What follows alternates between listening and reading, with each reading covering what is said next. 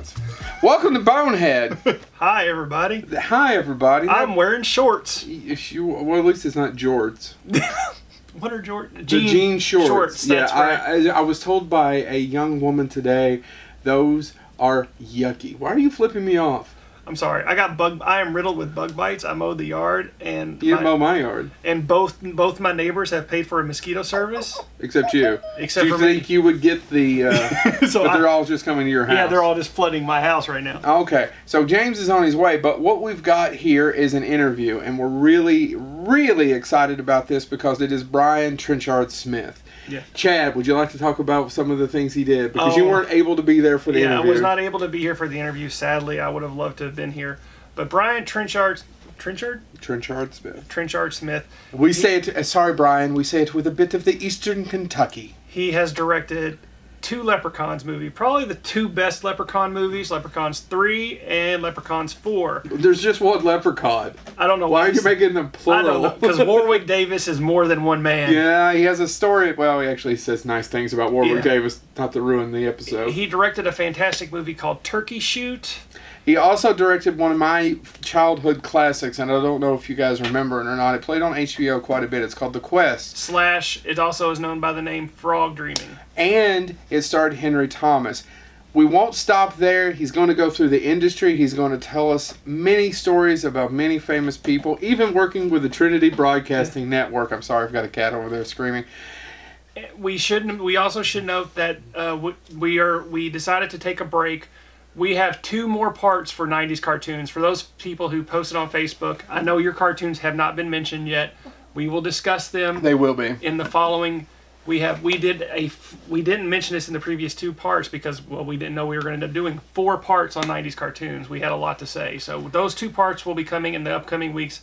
But this interview was so amazing that we wanted to get it out right away. We wanted to get it out as quickly as possible. We're going to have a link to a YouTube sizzle reel of some of the things that he's done. So check out this almost 2-hour interview with a what I consider an iconoclast. Yes. A director who has made over 40-some films.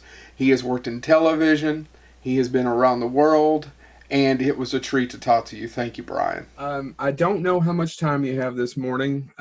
We really wanted to talk about, we wanted to talk about your whole career, but we wanted to make sure that there's 2 things I usually ask, sir.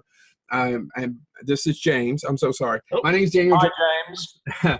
We have professional jobs. James is actually a faculty's professor, and I'm director of middle management at higher education. Good for you. Well, my wife is a PhD historian and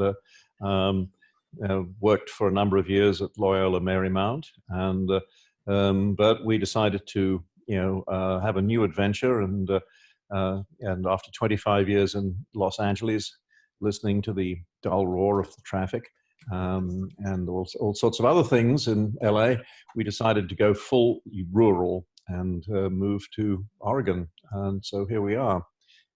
So I'm very lucky. I'm just to go from the concrete canyons to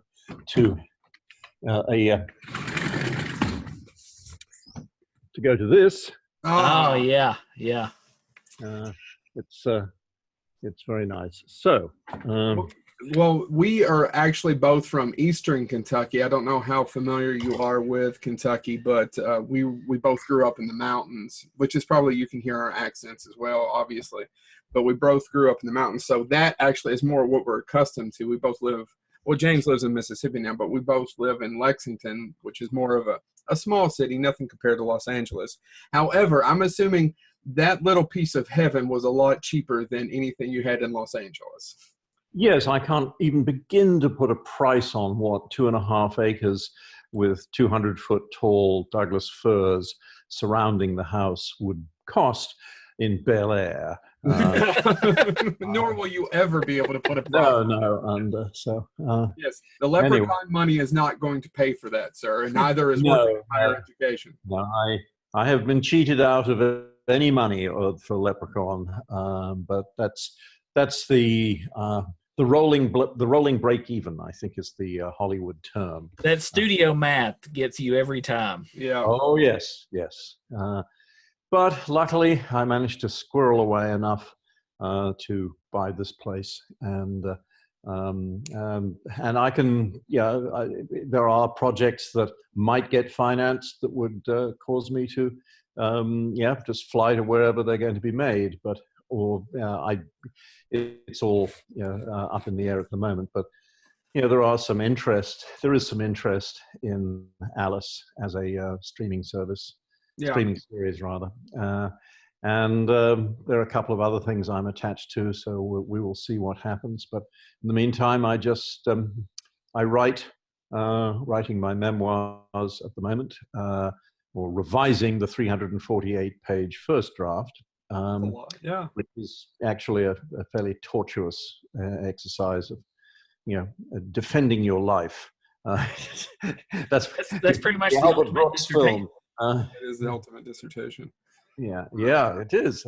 So, what I'm trying to do is not make it a hooray for me kind of autobiography, but to use my particular career path and my cultural origins and how they, affected the kind of films that I wanted to make, and to provide future young people getting into the film business a bit of a historical record of what it was like in the now, the now sort of closed golden era of Hollywood, the last golden era. Now we're entering into the 4 or 5 dominant platform corporatization of entertainment era. It's that's not going to be so easy for young people to come up with truly sort of groundbreaking films. The blockbusters will get bigger and more photorealistic than ever, but the kind of films that were made in the 70s, they couldn't get greenlit anymore. Well, Hollywood only makes 4 films, right? They make the superhero film, the big budget science fiction film, the what else? The animated family film, and then maybe a micro budget Blumhouse horror film from time to time. That whether they'll make money one way or the other, right? By hook or by crook. And if it hits big, then they make quite a bit. If it doesn't hit big, then they make just a little. What other movies does Hollywood make other than those 4? Well, that's it. It is down to formula. 4 quadrants, right? Yeah. But the formulas are safe. Formulas work. It's business. Yeah. I think Mike Myers said that as some record executive that he played in the Bohemian Rhapsody film. Right. And I like formulas. Formulas work. It's good. I'd like to see more of Mike Myers on the screen. His roles are sort of few and far between now, but he has something. As we get started, I wanted to like I said, this is James. I'm Joe. My name's Daniel Joseph Lewis, but all my friends call me Joe. We do quite a bit of moderating for cons, and I've met several different people, and we really appreciate you coming on the show, but I usually only have one question. What do you want to talk about, and what don't you want to talk about? But I have the feeling that you're willing to talk about most things after our first couple of minutes. Yes. I hate a chat, as they say. Yeah. But no, I'm quite happy to. Right. Okay. Which leads me to something else I like to do just to get out of the way, and it's nothing about that. Before we delve into your career, I want to talk about your book. You have a book out right now, and a little bit about your writing. So that I want to make sure that if people are listening and talking, that they know that they can go where they can go, what the book's about, and how they can achieve and read it and give you some money, shekels, as they to say. Yes, you don't make any money really in self-publishing. I hope to do better maybe with the memoirs, because maybe there'll be a different book format for that. Instead of a paperback size book, maybe something more in the sort of widescreen format that has lots of photographic material scattered throughout it, almost like one of those Cinefex or Starlog magazines. Yeah, absolutely. Highly photographic, but still full of text. And And also the ebook version of my memoirs would be able to incorporate YouTube links so that people could actually, if I, riff on a particular film that influenced me or that I really liked, they can go to the YouTube trailer on it or some documentary on it. So the ebook could be, the gift that keeps on giving, because it allows you to disappear down countless rabbit holes. But I want to celebrate, technology that people have forgotten that that we worked with in those days. When you can actually touch the picture with your hand. Yeah, was tangible, right? Exactly. A friend of ours who we've become quite close with on the show, his name's Mick Strawn. He was a production designer. I don't know if you know him or not. He worked on Nightmare on Elm Street 3, 4. He worked with Mick Garris on Critters 2, just numerous things. But he just he's working on his memoir as well, and he was talking about. You're right. I mean, it was tangible. And then there was a certain time in the 80s where the special effects guy was the god when he arrived on the set. And now it's all CGI. Yeah. So how would they get your book? Is it on your website? I'm sorry. No, the book is on Amazon and Kindle. So okay. Just put Alice Through the Multiverse into your search engine, Amazon, Alice Through the Multiverse, and the page will come up, and you can buy the paperback for the princely sum of $12, and you can buy the Kindle for $3.49. I don't know how they come up with that price, but cheaper than a cup of coffee, right? And hours more fun. That would be my description. So, have we started yet, or we've started. We've been fiddling with something, trying to get it to work, but it's okay. What I want to, I have a really weird question. I wanted to start with you how you got into it, because we want to talk about cutting trailers. Before I get to my weird question, I'm going to say I was listening to, you were on the movies that made us. We're huge Joe Dante fans, and I was going to say, I hope this isn't too much rural community theater podcasting. No, I don't think so. This one isn't too much, because you made a comment about it. And our other friend Chad, his daughter just got baptized. His wife's Catholic, and he couldn't make this because this is when we could get it done, and we were both just laughing about it. Did I say something disparaging about podcasts? No, it was funny. We laughed our ass off. I got to be honest with you. Well, because we are rural community theater podcasting, so that's the reason we started laughing our ass off. But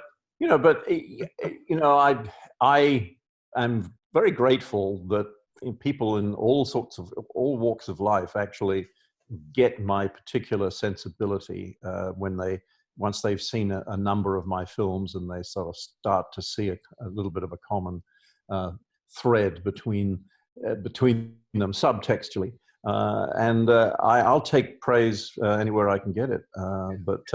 And I love fellow enthusiasts for movies. Movies, have been my life and still are. I probably will go see one today. I'm not quite sure what. I just saw Toy Story 4. How was it?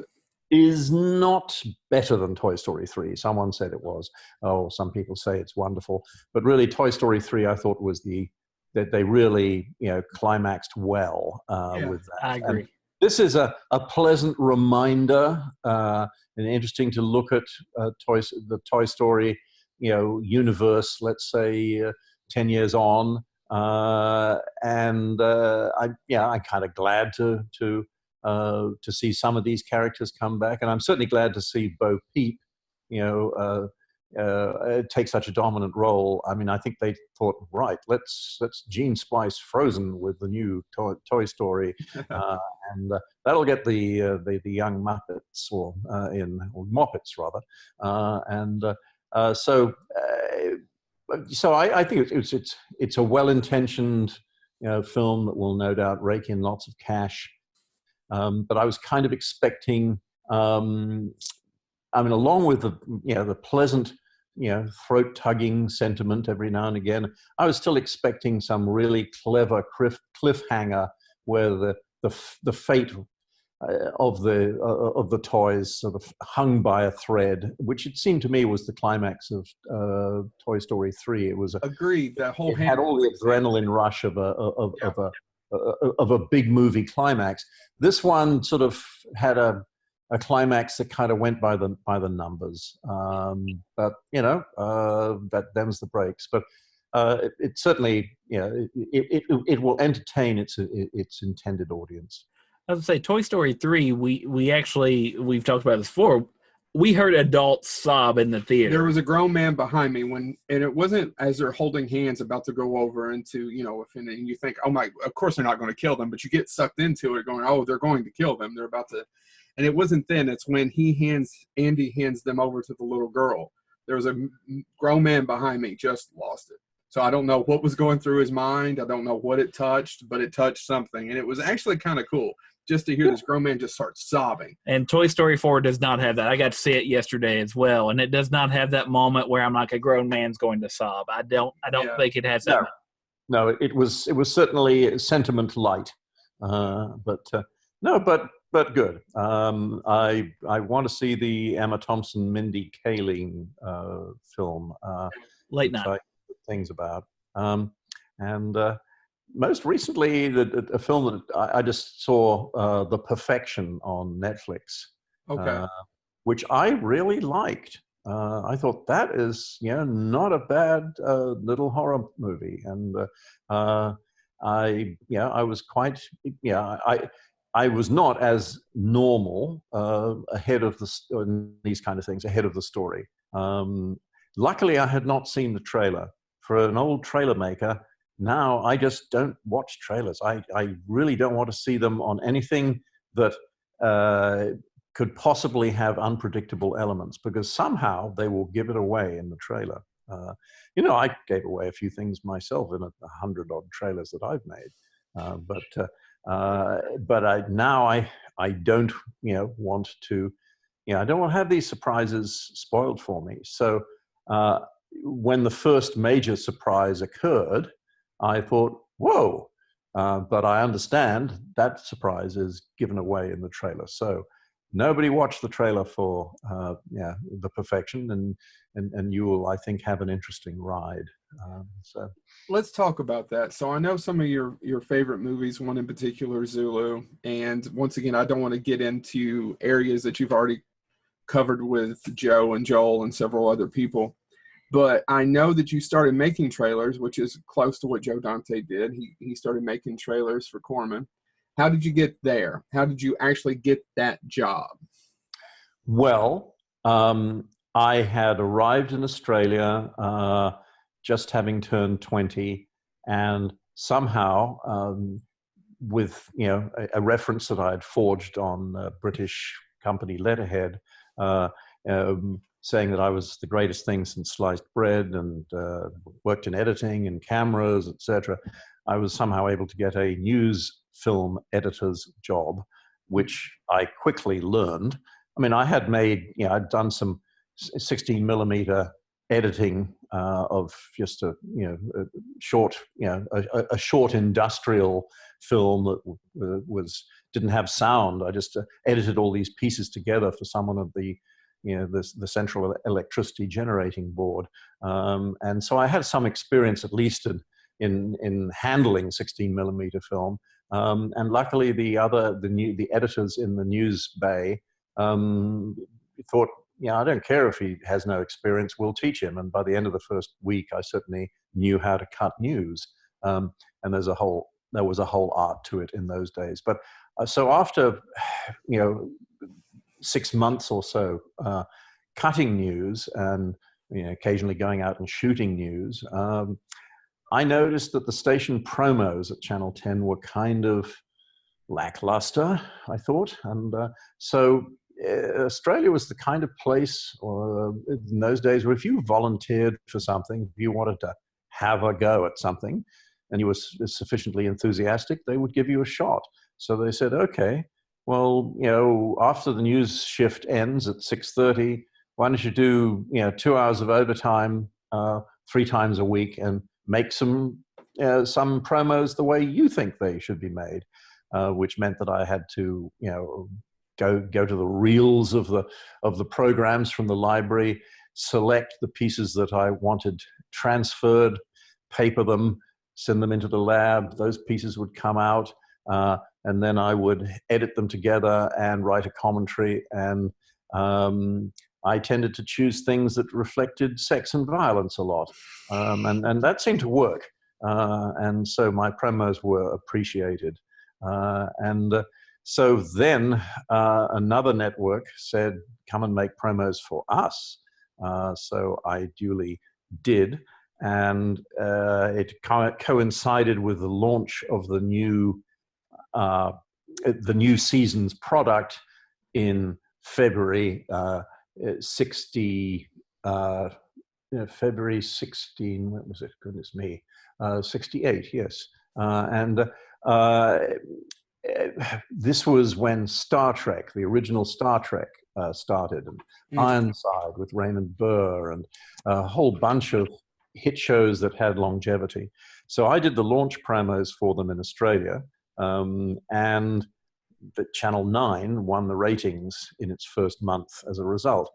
The CEO invited me to stay on, but I said, I want to go around the world and improve my education in film. And he said, well, tell you what, why don't I give you a 16mm print of your best promos? Because they were always compiled on 2-inch videotape, and that doesn't travel through international systems, let's say. But most people, in most film companies, etc., have a 16mm projector. So he made a kinescope of about 7 or 8 minutes of my promos and gave it to me. I duly left to tour Japan, learned about chroma key, and Australia was not in color in those days.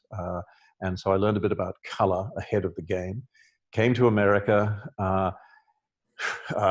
unlimited Greyhound bus ticket for 99 days, $99, budget of $50 a week.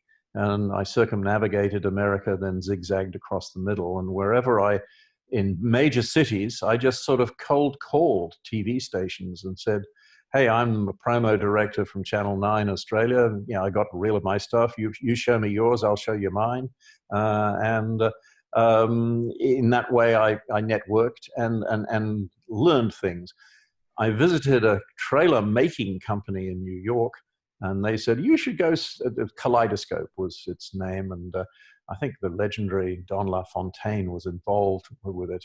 I may even have met him. He's the Thunder Throat trailer narrator. And he said, if you're going on the way to England, you should visit National Screen Service here while you're still in America. And so I did. I showed them my stuff, and they said, oh, we're actually looking for a new writer-producer of trailers for our British arm. So they make 70% of the English language trailers in Europe. Go see them. And they flagged ahead, and I showed my stuff to the head trailer maker, the legendary Esther Harris, whom I will write about, or I have written about in my memoirs. And, one of the few women that broke the glass ceiling and rose to the top in those days. And so I was taken on, and I made trailers for Hammer Horrors. I made the meat and potatoes trailers, and the other two key trailer makers made the important films. And sometimes I would do a draft on the important films, and then they would step in and change it, do more or whatever. So I ended up making about over 25 trailers for National Screen Service at that time. And then the Australians, for whom I had worked on Channel 9, said, please come back and run the network promos. And I said, well, I'll do that if you allow me to make programs as well. And that was my fortuitous transition from the promo publicity side of the business to the production side. So they duly flew me back and gave me an office and So I became a sort of special project producer and promo and network promo director. So that is the long answer to a short question. No, it was fantastic. We loved it. We loved it. And trailer making has clearly influences my style. Yes. Cut to the chase, get on with it. What's next? So we were rewatching Turkey Shoot, and we were thinking, and actually, in our other friend Chad called him up and goes, "Yeah, he cuts the shit out. It just you cut to the chase, cut to the chase." Yeah.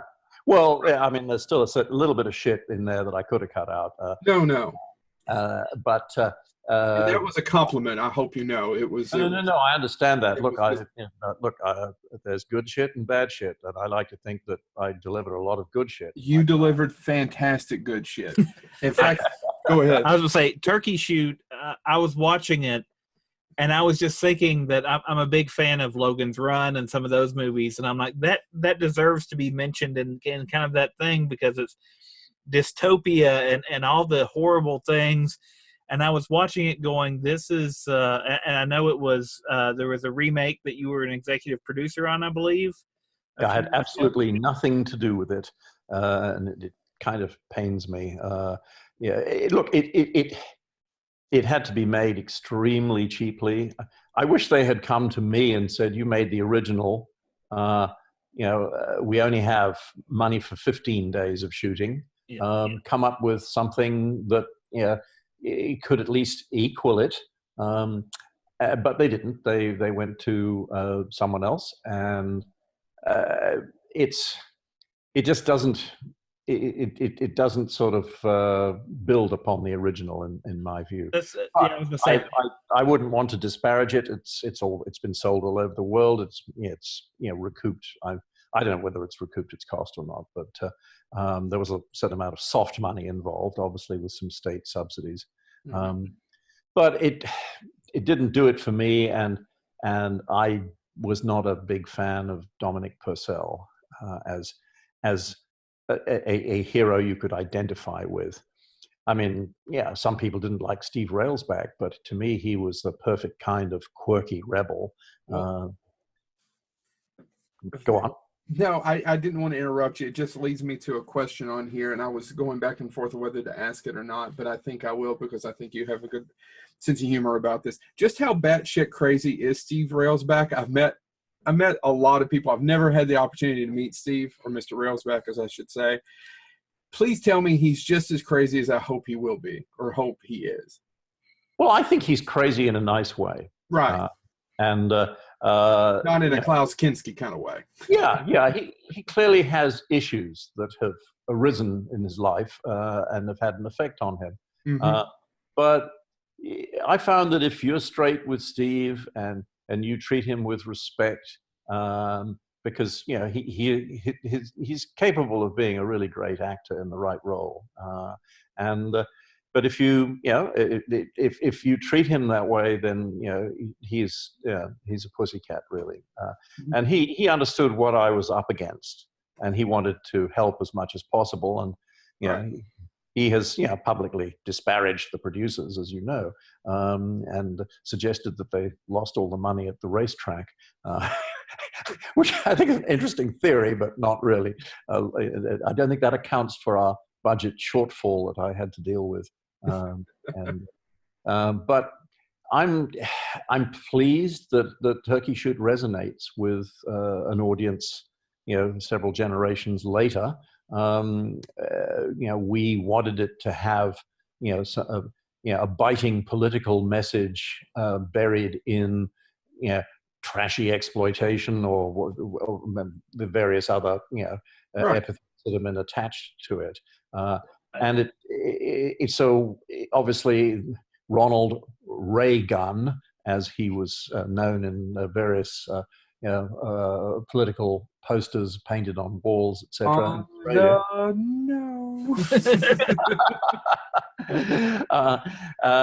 Obviously, his supply side economics and Margaret Thatcher's similarly. They were targets of the film, and now we live in the era of Trump and his band of Oh, That shit. yes. So the fact is that, in an authoritarian society, the ruling elite and maybe, and celebrities can probably do just what they want and get away with murder if, if the iron hand of the government, protects them.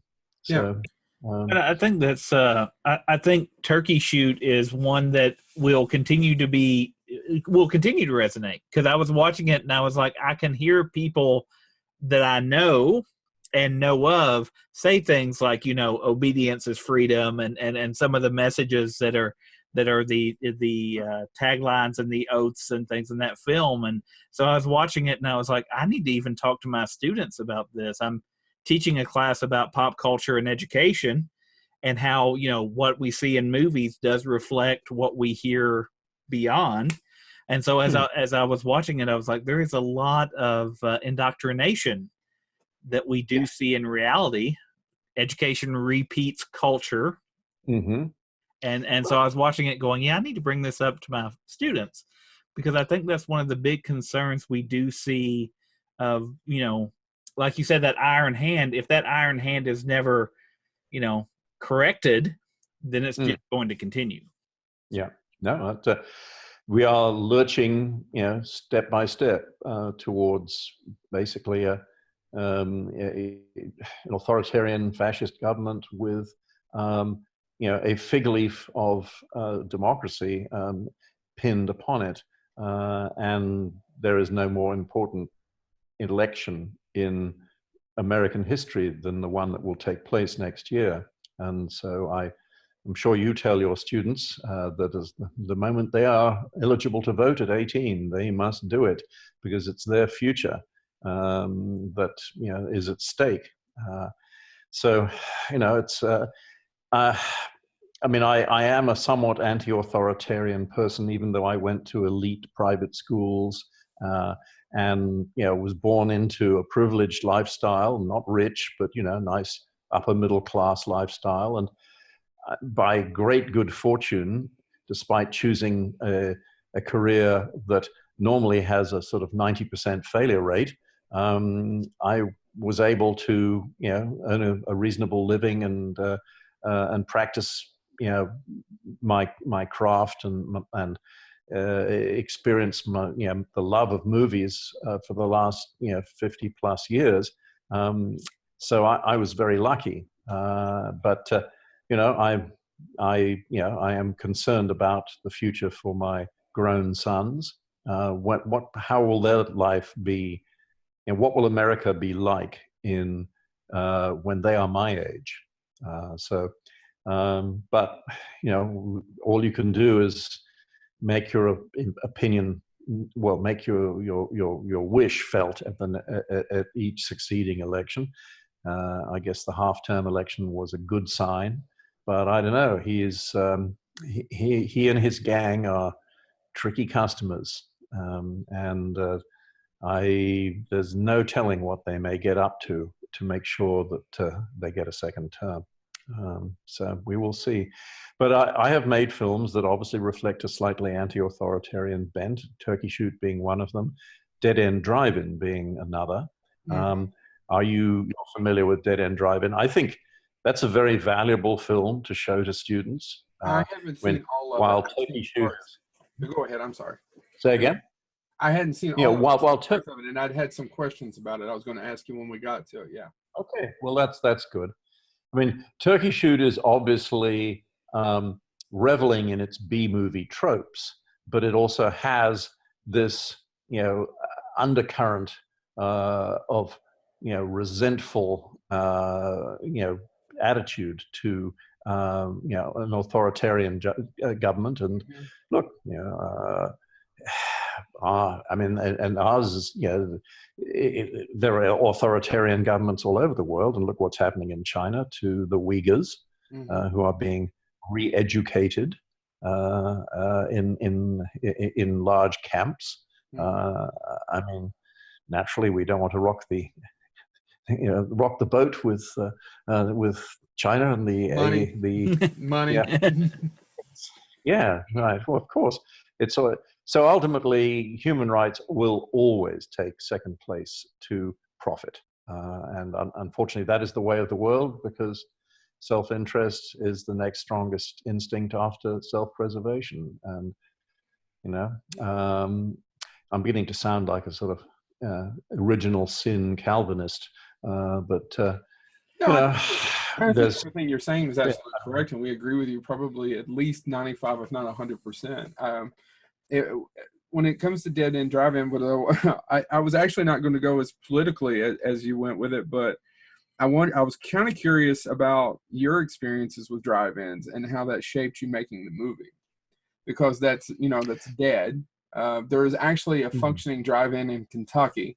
I have a 2-year-old. Well, he'll be 2 next month, and I'm trying to pick the time that'll probably be his first movie as a drive-in, simply because I can manage him there in a car, and I'll, instead of a movie theater. And I just kind of wanted to see your experience with what drive-ins, did that influence your movie, your experience with drive-ins?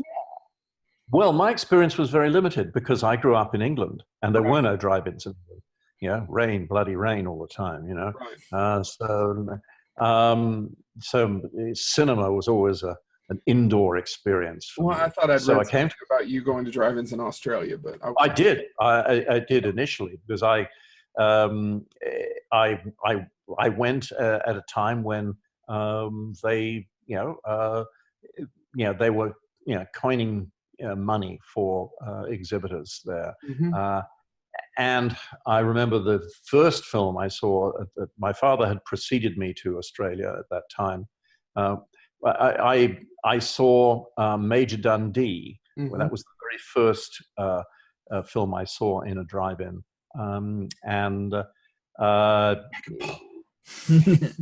Sorry, I had to say Peck and Paul over too. I'm sorry. Go ahead. Yes. Just so you know that we're not dumbasses. Keep going. I know you're not dumbasses. Otherwise, you wouldn't be interested in this kind of material. Oh, But trust me, I appreciate you very much, and the level upon which you're operating. Oh, we're getting to a Marty Feldman question before you know it, but keep going. That's fine. Poor Marty. So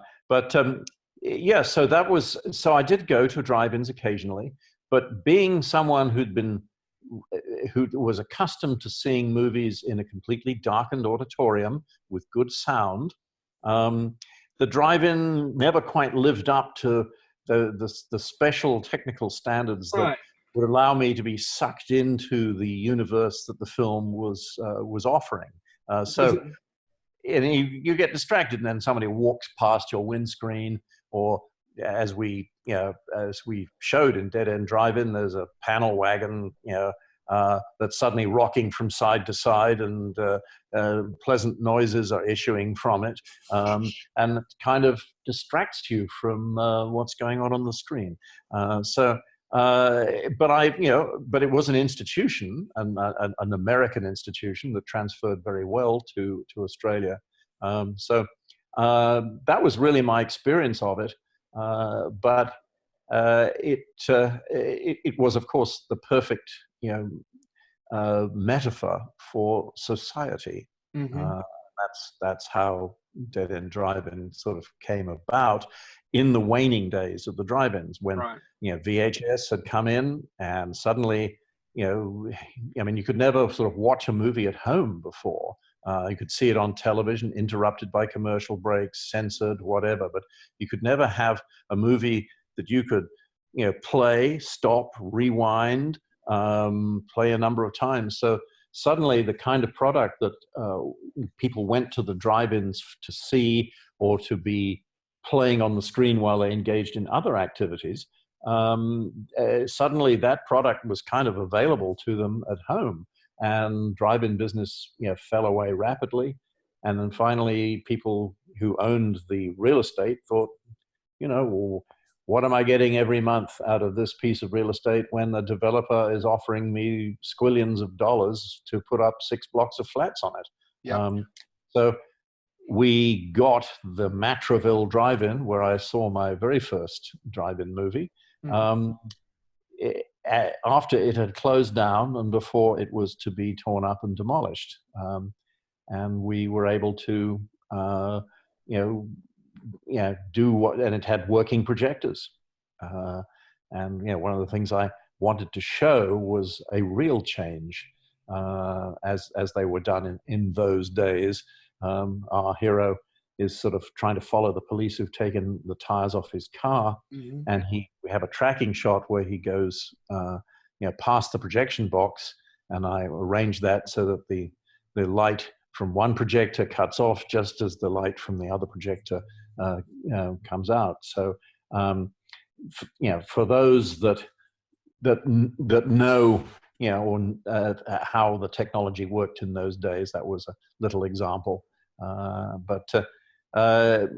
Anyway, so I wanted to, obviously celebrate drive-in culture and then take it to the kind of ludicrous extremes that we were able to do, where people had, bricks of dope and pet monkeys, and there was a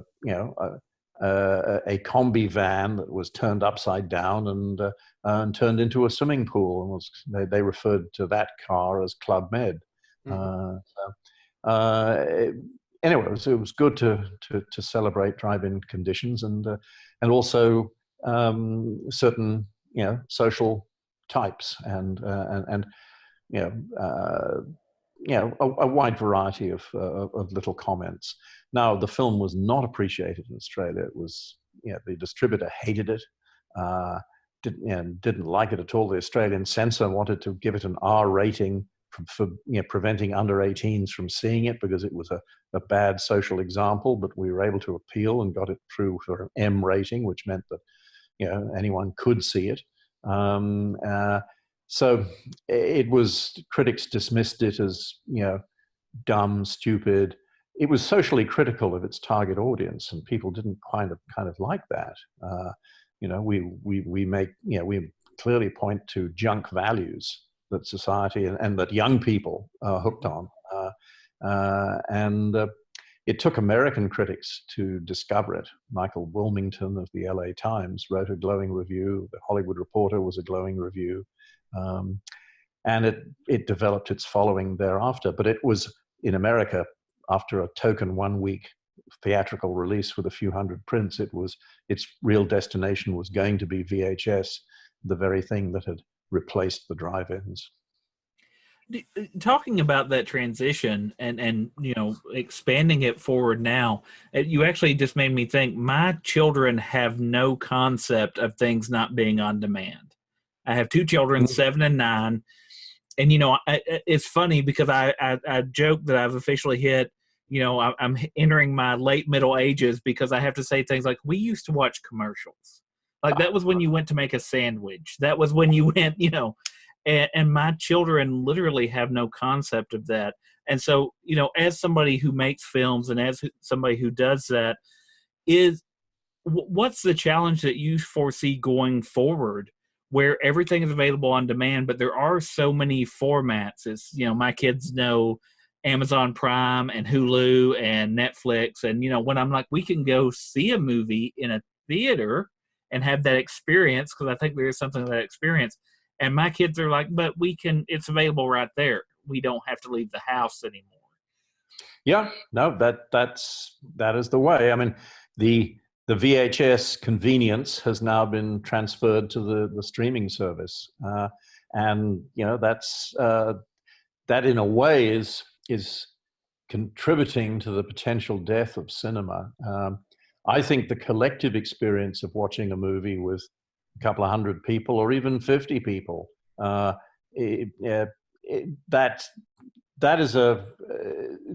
gives you something special that you don't get necessarily from turning on your maybe 55-inch screen and just being able to watch the movie and pause it when you wanted to.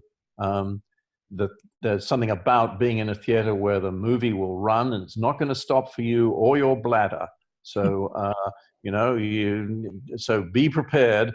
Well, of course, unfortunately, people will, walk past you to get more popcorn or to go to the bathroom. But generally, it is a time-sensitive experience.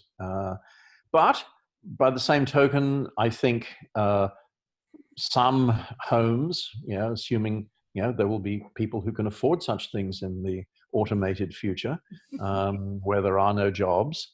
Some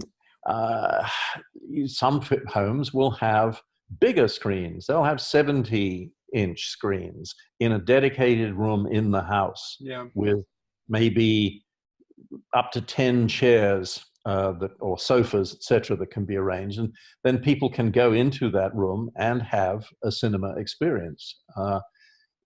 Although they could also pause the film, which they can't at the local movie house. But so there will be, I think, that there will still be that opportunity to experience cinema in your own home, sort of. But to actually, to go back to my childhood, to go to the Leicester Square Theatre or the Empire Theatre, both of which were in Leicester Square, and sit down, and then the curtains part, and this giant wraparound screen is there, and there's been an overture, then the curtains part, and then there's this huge screen, and up comes Ben-Hur or Spartacus or El Cid or the Battle of the Bulge. I did see the 3-screen How the West Was Won when it opened at the London. Really? Yeah, did see that. And sure, you kind of you could see the joins between where the screens overlapped. Somewhere on Trailers from Hell, I've done a couple of pieces on Cinerama movies. I don't know whether you've seen those. I've seen every single one of your Trailers from Hell, actually. My God, you're a glutton for punishment. Well, I'm a glutton in many things. You are right behind chocolate and cheeseburgers and fried chicken. Oh, wow. I don't love you. Can we call you Brian? I hope you don't mind, Brian. You may call me Brian.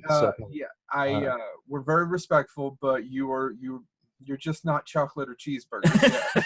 I understand. I understand. I think of myself actually as a sort of a good chicken curry, actually. Well, yeah, that would be. Yeah, I'd like that too. Come to think about it, you just moved yourself down another notch. If we had some naan bread with that, it sounds great. I'm sorry, I forgot what you were actually. No, well, that's okay. You were talking about big screens and how the West was won. Well, and sure, you can go and see a superhero movie now on a big screen in IMAX and IMAX 3D, and that is that's a good experience. But for smaller dramatic films, your attention in the home is always going to be slightly diffused than in a hall with a lot of other people there for exactly the same purpose. Absolutely, it's a shared experience. Yeah, and that's important. But look, I mean, times change. I mean, as I said, you have to adapt to the future. The future marches on, and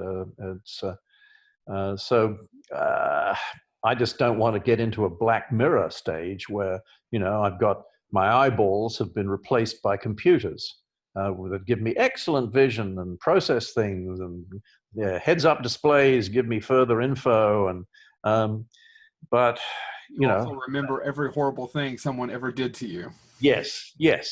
And, the government can hack your eyeballs and turn you into, an obedient little consumer. Yeah. So, of course, without jobs, how will we pay for what we want to consume? I don't know. You were talking about entertainment, and I always think it's a cliche now, but it's true. It's never, technology-wise, it's never been easier to make a movie. It's also never been harder to make money at it. Yeah. Well, the rolling break even, and we're bigger than you, so shut up. Yeah. It's certainly the rule of the day. I mean, isn't this the sort of the philosophy of the gig economy, that people only get paid for results? Mm-hmm. They shouldn't get pension contributions. They shouldn't have their health paid for by companies. Companies are there to make profits. Yeah. And are drains on profits. So, you know, yeah.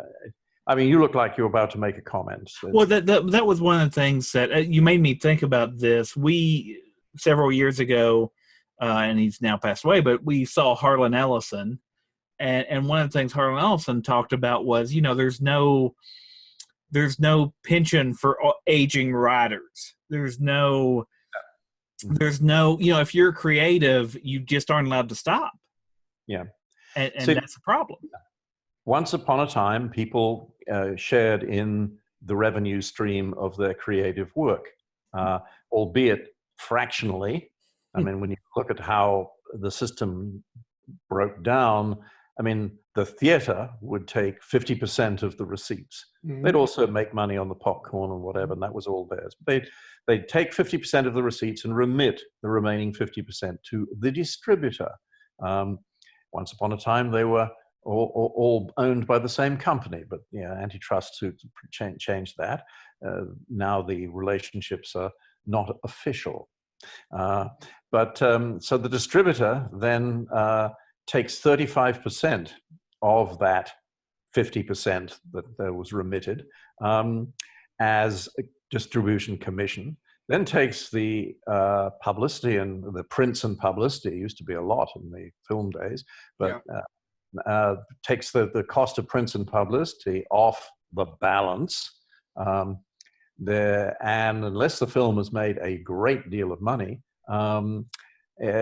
nothing comes out, no profit comes out of the theatrical release because of the cost of launching it. So it's now left to the ancillary markets, which can comprise 75% of what the movie ultimately earns, to recoup the budget of the film, which means that so many films never recoup. And I think I was reading an article, Joe Dante sent me something about the writer, one of the writers of Men in Black 3. Now, they just made Men in Black 4, which has fizzled, but Men in Black 3, which, along with the rest of the franchise up to then made a huge amount of money, still in the red. But despite the fact it was 3 is in the red, they went and made a number 4. So why, if they were not? I've heard a similar comment from actually one of the people who worked on Men in Black 1, the first one, which obviously launched the rest of them, and he did some writing work, I believe, on it, and his name is escaping me. But he said that somebody posted about, do you get something because 4 got made? And he responded eloquently, like, well, according to what the math that I've been given, 1 is still needing to make more money before I get paid residuals. Yeah. So, yeah. Well, math.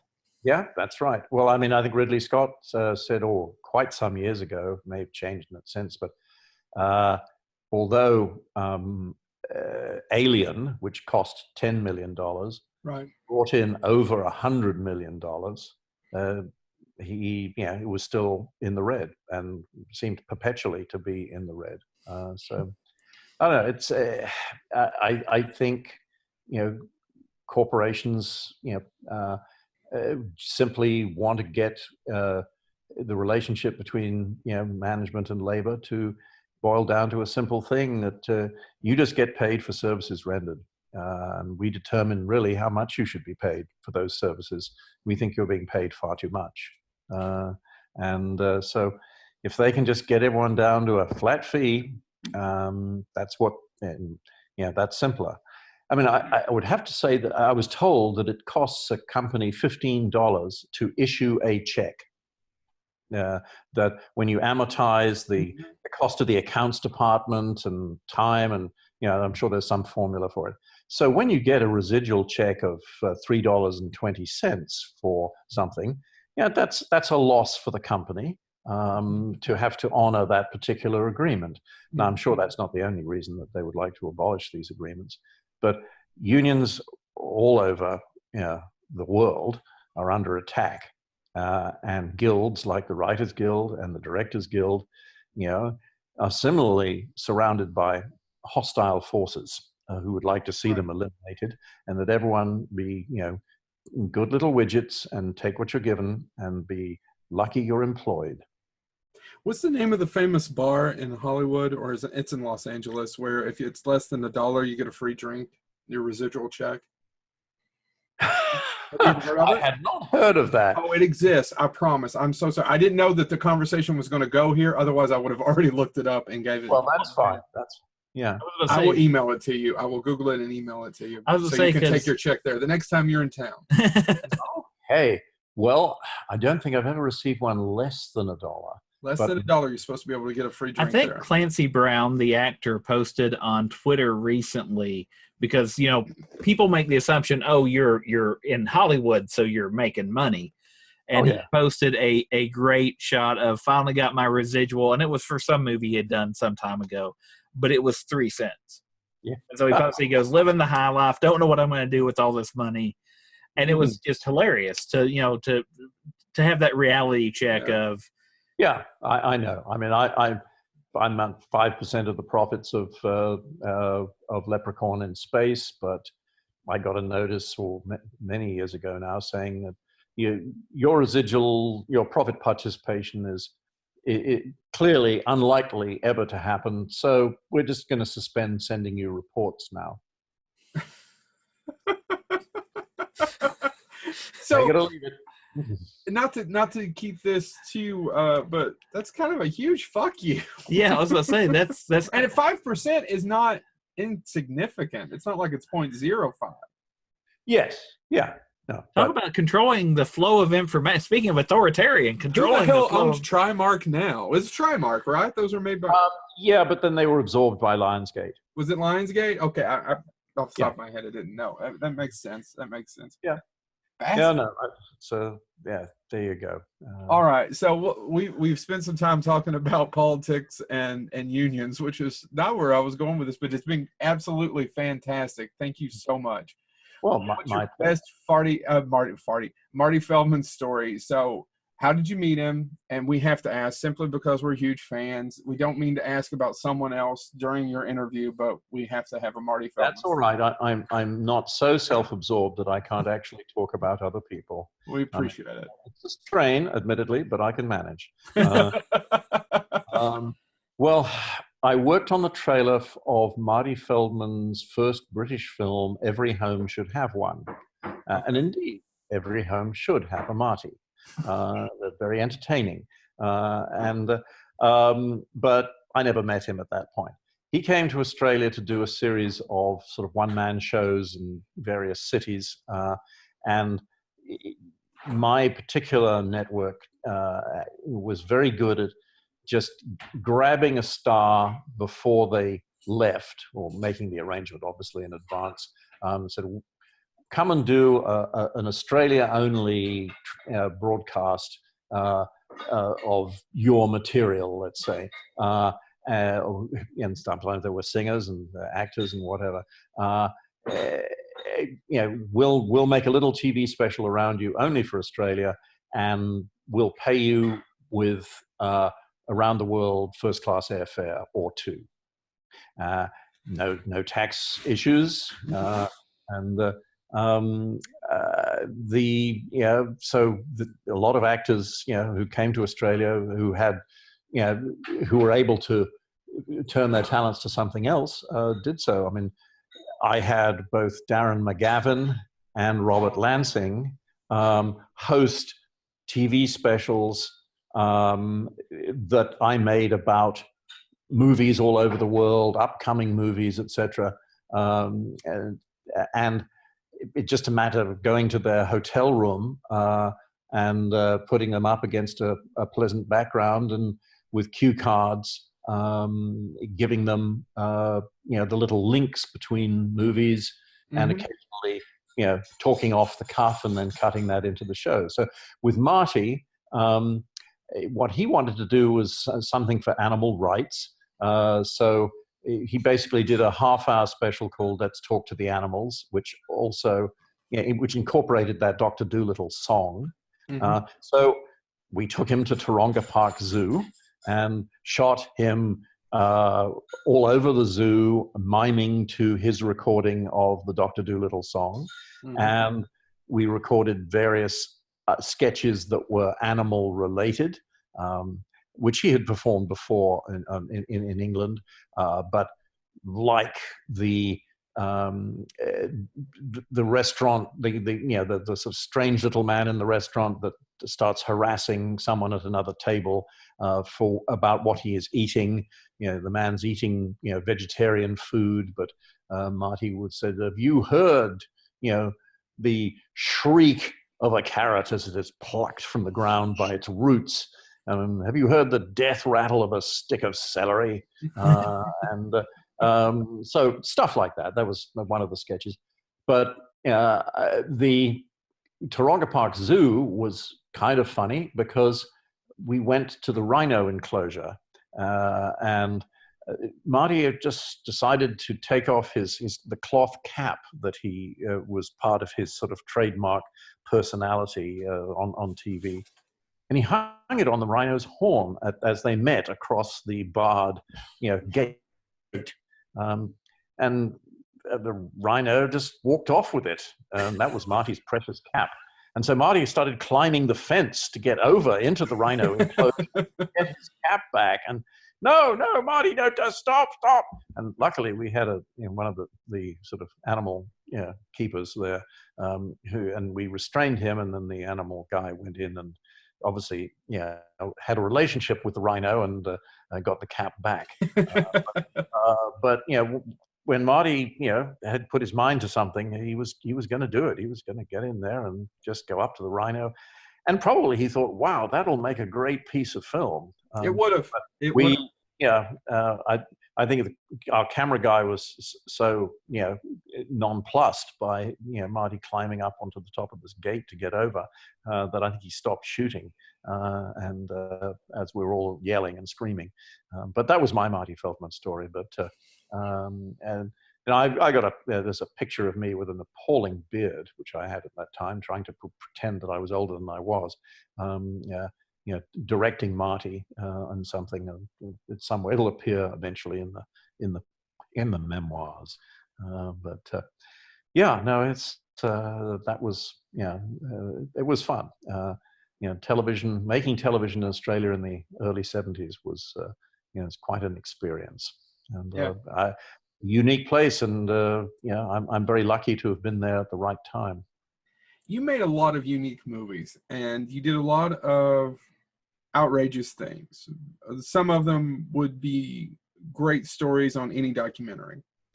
Did you have to set yourself on fire to prove to Lazenby, is this true, that it could be done and he wouldn't get hurt for dragonflies? Yes, I did. I set myself on fire. Like that's I mean, don't get me wrong, you have balls of steel, sir, because I've directed some short films, and as much as I just don't know that I'm going to start setting myself on fire anytime soon just to prove it, but keep going. Well, I only did that because I had complete faith in the technology that would protect me. Right. And the Australian invention of water gel, which was a fire retardant jelly that involved tea tree oil, amongst other things, and it was marketed for fire safety purposes in a bucket, soaked with the stuff. So if you had an electrical fire, you could pull out this blanket and throw it over the blazing electrical outlet device, motor, or whatever it was that was on fire, and contact between flame and the water gel would instantly put out the flame. So one of the stunt guys that I knew said, well, we could use this to do human torches without a fire suit. Normally you wore a protective suit with the costume of the actor you were doubling, and something to completely encase your head, and or certainly a face mask, and then you'd be filmed so that this would not be so obvious. So that was the old way, but gelling your entire body, or wearing basically gel-soaked long johns, then putting cotton overalls over that to act as a barrier between the gel and the costume that you would then put on top that would be actually fueled and set on fire. That had to be done quickly because the gel would soak through and nullify the flames if you didn't, go from, when the countdown had started, you really had to stick to that countdown. You had about a minute right. to get going once you'd.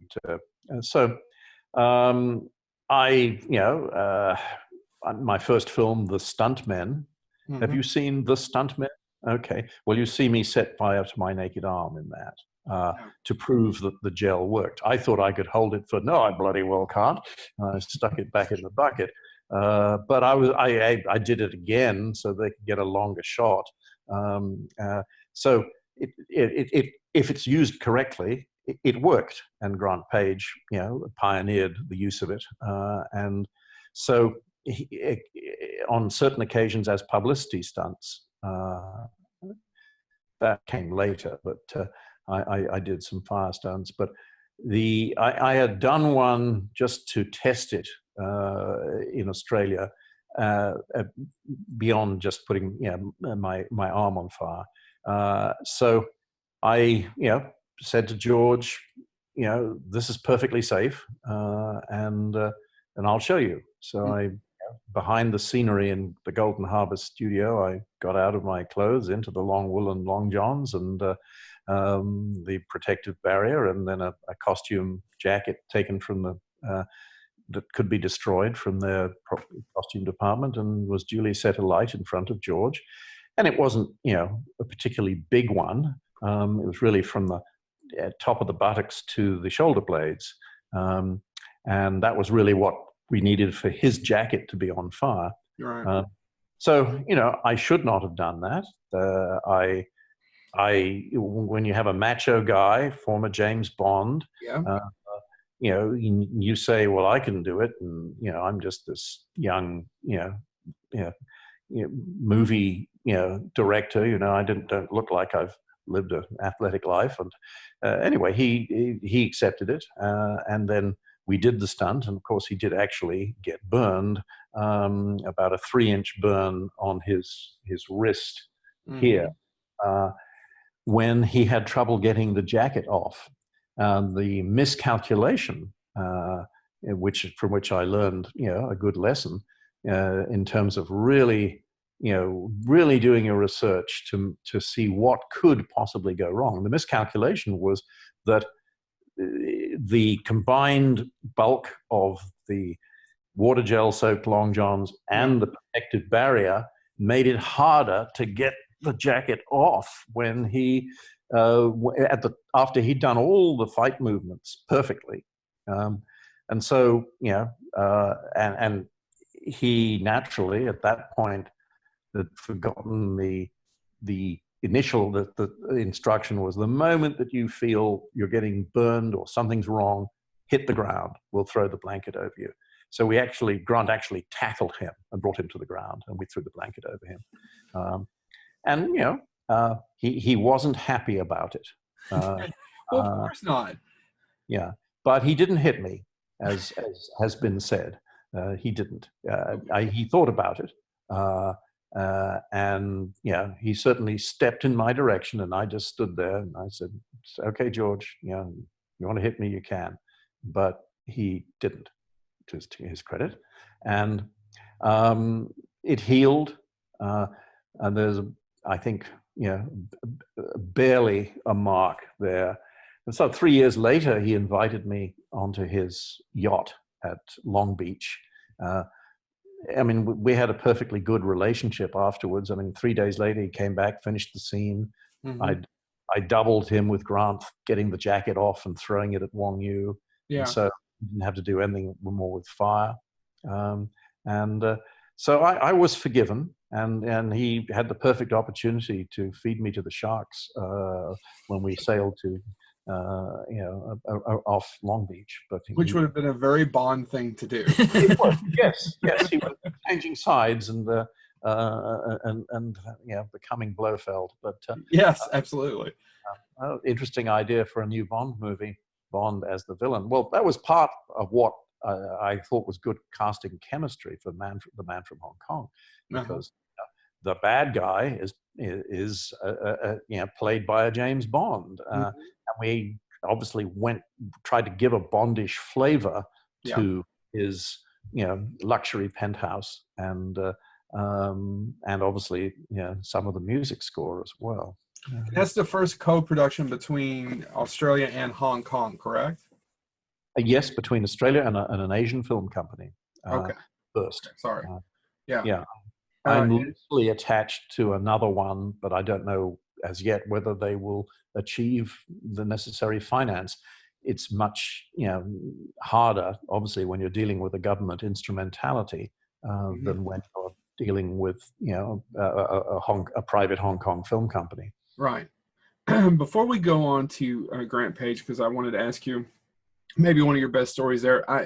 You were telling me that, and I was watching an interview with William Friedkin talking about certain things that he wouldn't do again. Now that he's an older man, as a director, he wouldn't ask someone to do again.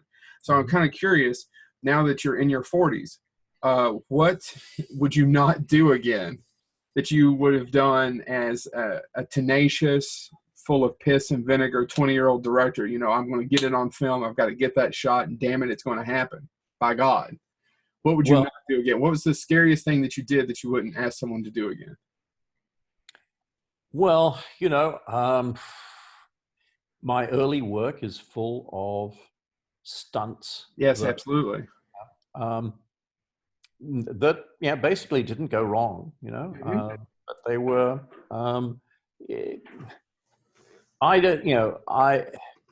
Maybe I've lost a certain amount of the piss and vinegar that I had in my 20s. And I now have to be absolutely 100% convinced that what is about to happen is not going to hurt anybody. I suppose cuts and bruises, minor cuts and bruises are acceptable, but should be avoided at all costs.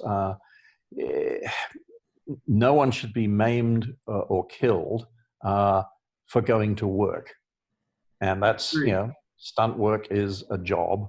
But I think it represents some maturity that I eventually acquired in the course of a lot of experience, and nobody died, nobody was crippled, nobody suffered anything worse than a broken ankle and having dirt blown into an eye that an eye surgeon then removed carefully with tweezers. In the films that I directed, that was that was the worst, and obviously the George getting burned on a little portion of his wrist. Those were the worst things that happened. But I think we were lucky a few times. Yeah, it's a tough question to look back and kind of think about what would you do or what wouldn't you do or what could have went wrong. And I knew that to my knowledge and doing research that there wasn't any big story. It was just more of a curiosity going, there was this one scene, and I swear to God, if I could smack myself and say, what were you doing? You could have got he or she killed. Does that make sense to you? Yes. I mean, I talk about some of these instances in my memoirs, and I had faith in the persons concerned who were doing the stunt. Maybe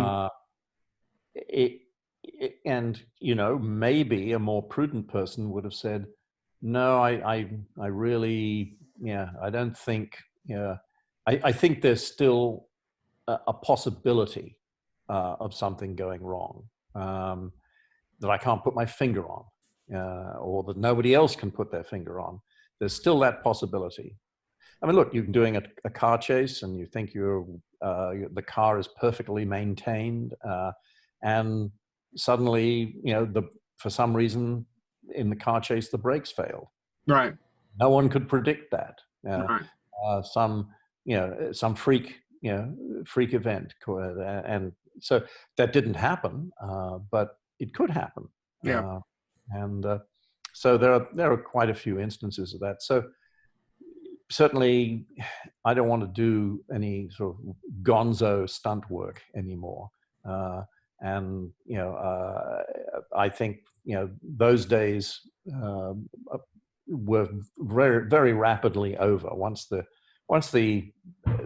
70s came to a conclusion, and the Australian film industry had reached a level of maturity and professionalism, then that the necessary safeguards, I think, were in place. I mean, look, the Mad Max pictures look extremely dangerous. I mean, the trick is to make it look dangerous, not to make it be dangerous. Right. But so, that's really the best I can say. I mean, I am lucky that everything went according to the plan that we all thought it would, with these minor exceptions that I've mentioned. Okay. Do you want to talk about working with Grant a little bit? Can you give our audience a little history of who that was and why he's so important? Well, he was a pioneer. Right. I mean, we had similar backgrounds on different sides of the world. We both went to elite boarding schools. We both had fathers who served, with distinction in World War II. We grew up in that 50s and 60s World War II victory parade attitude that prevailed across America, Britain, well, all the Allied nations, and Australia, of course, particularly for considerable sacrifice of life was made by Australian and New Zealand troops in World War II, for that matter, in World War One. But so we both grew up in a culture that felt pleased with its military achievements, but while at the same time, of course, the empire was crumbling because it was unaffordable. But so therefore, I think courage and a man's got to do what a man's got to do. That kind of macho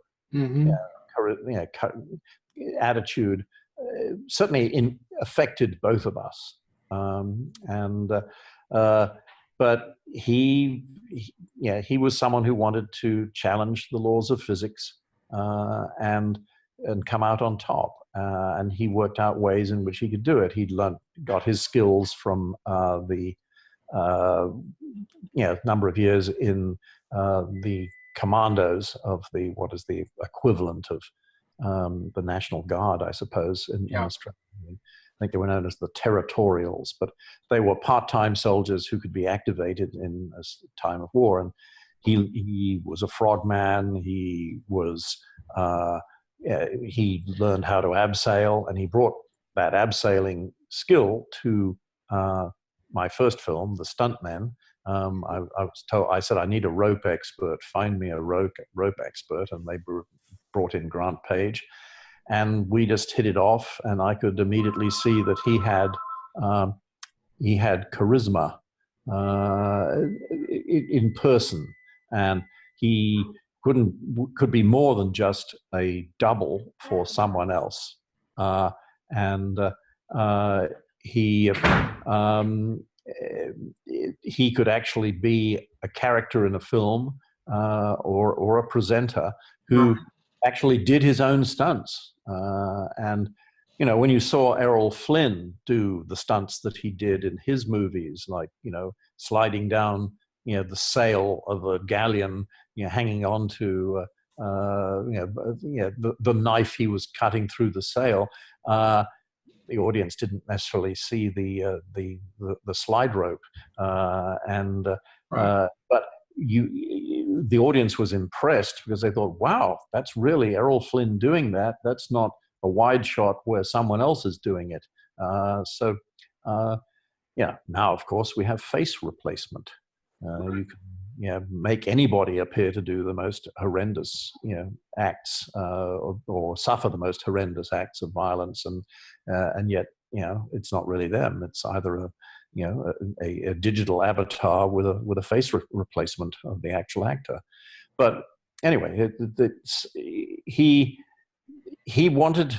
I mean, one of the driving forces in Grant, I think, was to have mastery over his environment, and also to impress his father, who returned from the war when Grant was, I think, almost 7. Grant's 7 years older than me, and he never knew his father, because his father went off to war before the baby could really, remember him, and then came back when he was, virtually 7. And so I think he wanted to impress his father with his physical skills, as you would want to impress a soldier father.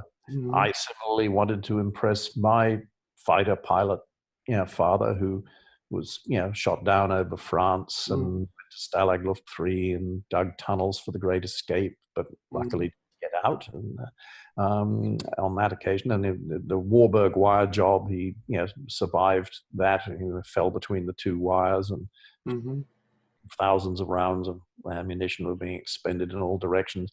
30 days on bread and water in the cooler was his reward. But so there was this kind of background of heroism in our respective families that I think we both sought to imitate in our respective ways. That casts such a huge shadow over you. Do you think that's, as you're talking about movies, is that one of the ways you think you're trying to get out of your father's shadow? I know it's kind of armchair psychology, but just being impressive, making films. Well, I liked the fantasy world that films offered.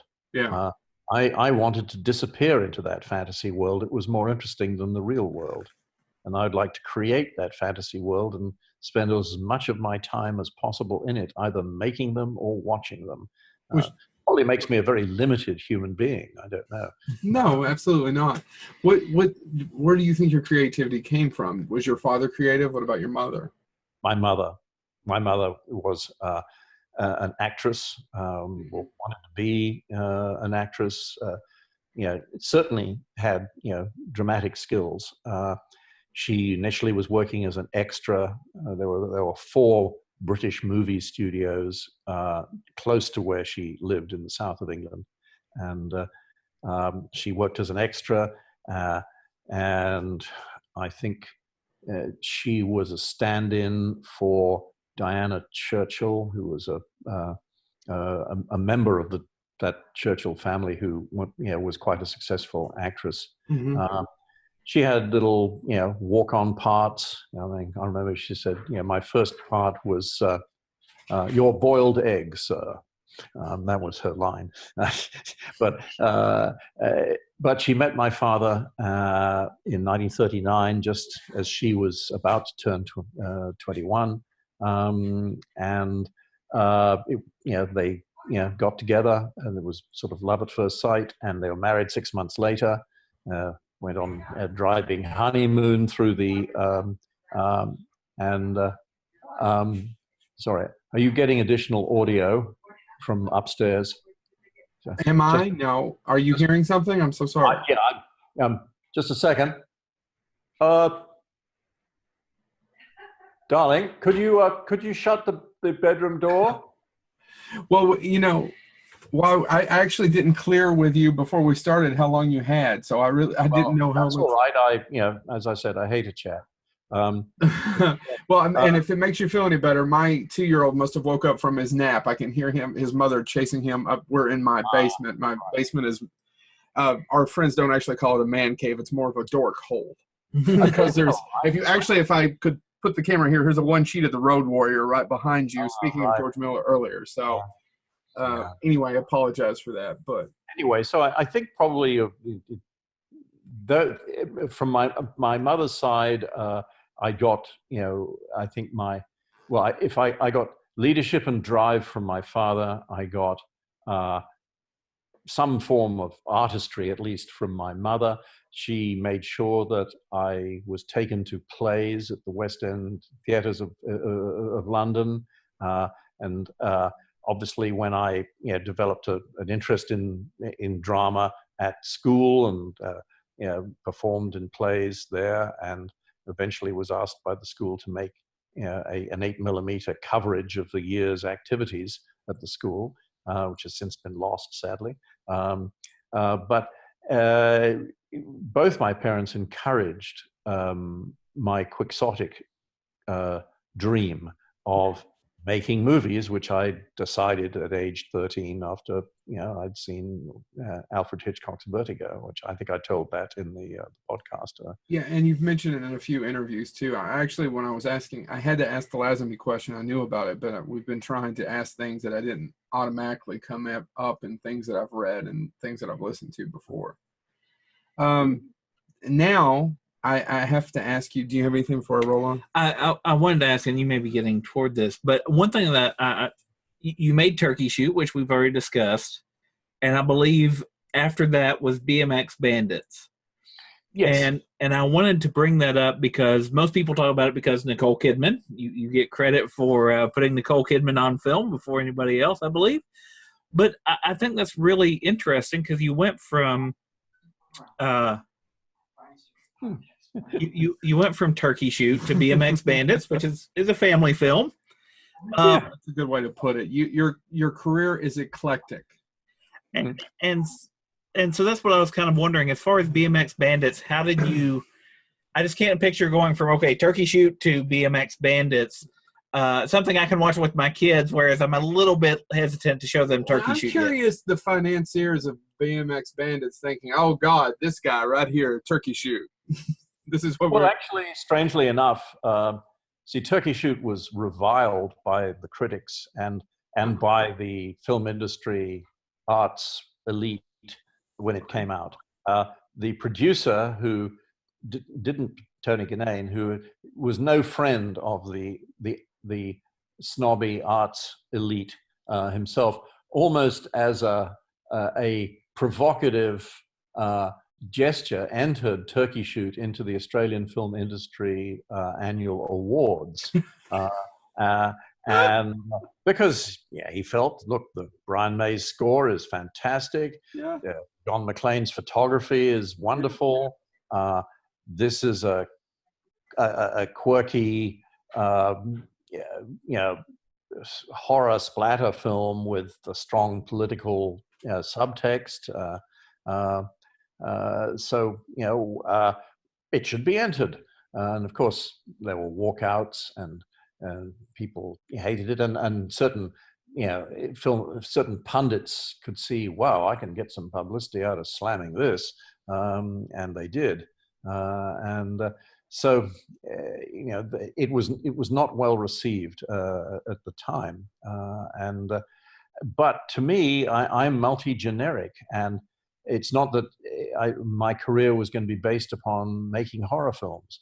And it is an issue, obviously, for people who do start and make a couple of successful horror films. How do they transition to another genre?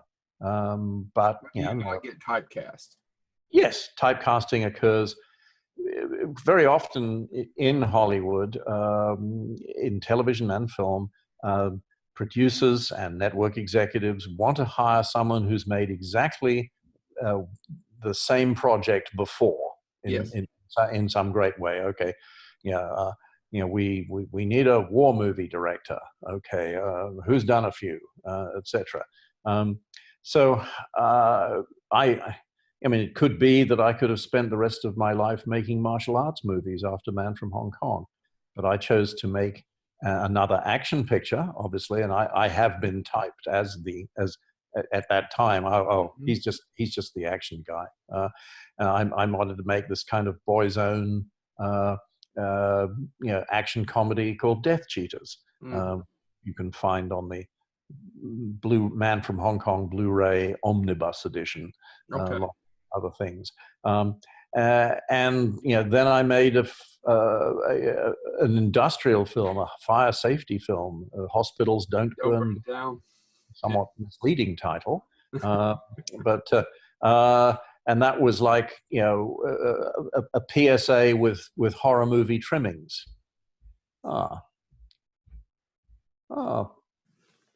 Anyway, Well, this leads me to you made and don't mean to show my age too much, but I'm 41, and I don't think I knew your other films, but I don't know that I made the connection about the quest. And I know it's been called several different titles. It's Frog. What was the one? Frog Dreaming.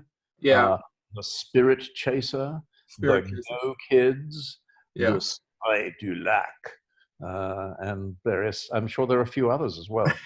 I was very fortunate to be. I had access because of a satellite dish. I was raised very rural. But I was able to get, and my parents never paid for it, HBO illegally. And it was one of those things that played quite a bit when I was a kid. And I have so many fond memories of it. Good. If you don't mind talking about it a little bit, you've said it's one of your favorites, right? Well, yes, because it is not an exploitation picture. No. It is, the American title, The Quest, was perfectly, it was a valid description. And it's a rites of passage film. Very good. Also suggests that sometimes there are explanations for unusual events that may not be scientific, and so it was a quality subject that I was lucky to get the opportunity to make. And because I love all genres of film, and obviously Hitchcock was a big influence on me, but big Hollywood epics were also, and the kind of tough-minded Robert Aldrich pictures, Anthony Mann's flair for for visualizing westerns. So many different genres done by so many different people, and not to mention Kurosawa, The Seven Samurai, which saw. By the way, I was trying to go back and I didn't get a chance because I'm a Trailers from Hell fan, and you did more than one Kurosawa picture on Trailers from Hell. Is he your favorite director? Have you mentioned this before? No, you see, favorite director. People ask me, "Who's your favorite director?" I say, "Well, I get asked what your favorite movie is a lot, specifically because I do these cons and there'll be 400 or 500, and I call it it's warming up the crowd, but I always call it fluffing. And I'll get asked these things and come in and tell jokes and whatnot, and they'll ask me my favorite movie, and I don't have a favorite movie. Do you have a favorite director? Because that's tough. No, because I so respect what a director has to do. Yeah. Having run in his moccasins, shall we say? Mm-hmm. I think when you say who's your favorite director, well, in what genre? Yeah, that's a good point. So I think of myself as multi-generic because from the earliest age, I watched and studied the films that I went to, and sometimes would see them again, revisit them again, and in home video or on television. And I remember running. I actually had to make some promos for Psycho when I was at Channel 10 in '66. They were just getting ready to put that on television, and so there was a 16 millimeter print of Psycho, and I ran the shower scene back and forward to study how he achieved that extraordinary effect without actually showing penetration. Mm-hmm. Which would have been a no-no. And of course, if he shot it in color, well, God, they censorship boards all across the world would have been clutching their pearls. So anyway, I have studied various genres. So to me, it's horses for courses.